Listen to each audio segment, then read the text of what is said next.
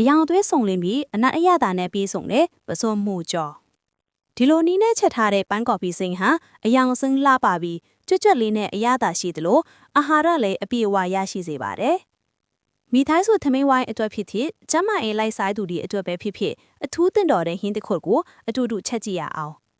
အရှင်ဆုံးလက်ဆက်တဲ့ပစွန်ကိုအခွန်နွားပြီးအရသာစိတ်ဝင်လွေအောင်ကြောဘတ်ကိုဓာတ်နဲ့အနှဲငယ်ခွဲထားပေးပါမိုးတွေကိုတော့အကျွေစီအရွယ်အထူလေးလှိဖြတ်ထားပါပန်းကော်ဖီစိမ်းအရေးကြီးတဲ့အချက်ကတော့လှီးပြီးသားပန်းကော်ဖီစိမ်းတွေကိုစားတစွန်းထည့်ထားတဲ့ရေထဲမှာ10မိနစ်ခန့်စိမ်ထားဖို့ပါပဲဒီအဆင့်ဟာအသီးအရွက်ကြားတွေကပိုးမွှားအိုတွေနဲ့အညစ်အကြေးတွေကိုထိထိရောက်ရောက်ဖယ်ရှားပေးပါတယ်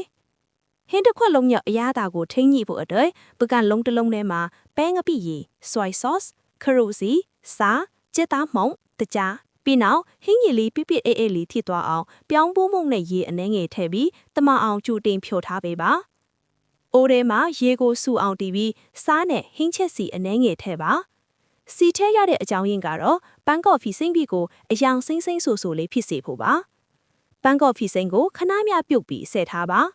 ထိုးရည်နွေးတဲ့ကိုပဲဟင်းချက်ဝိုင်တစွန်းထည့်ပြီးပစွန်ကိုအယောင်လှလှလေးပြောင်းသွားတဲ့အထိပြုတ်ပြီးပြန်ဆဲထားပါ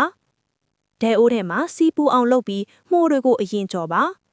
မှုှလေးတွေအနှဲငယ်ညောင်တန်းပြီးမှွေးလာပြီးဆိုမှကြက်သွန်ဖြူထည့်ပြီးစီတက်ပါပြီးရင်တော့အရှိမဖြိုထားတဲ့ sauce ရေကိုလောင်းထည့်ပြီး sauce ရေပစ်လာတဲ့အထိမှွေပေးပါနောက်ဆုံးမှာတော့ပြုတ်ထားတဲ့ပန်းကော်ဖီစိမ်းနဲ့ပစွန်တွေကိုထည့်ကအားလုံးတမသွားအောင်အမြဲမှွေပြီးရင်တော့အနက်ရောအရသာပါရှယ်ဖရက်ကဟင်းတစ်ခွက်ကိုရရှိပါပြီပန်းကော်ဖီစိမ်းနဲ့ပစွန်ကိုအရင်ပြုတ်ထားတာကြောင့်နောက်ဆုံးအဆင့်မှာကြော်တဲ့အခါအကြအိကြော်စရာမလိုပါဘူးဒါမှသာအသီးအလွတ်တွေကနွမ်းမတော်ပဲကြွတ်ကြွတ်လေးနဲ့စားလို့ကောင်းမှာဖြစ်ပါရဲ့ရှင်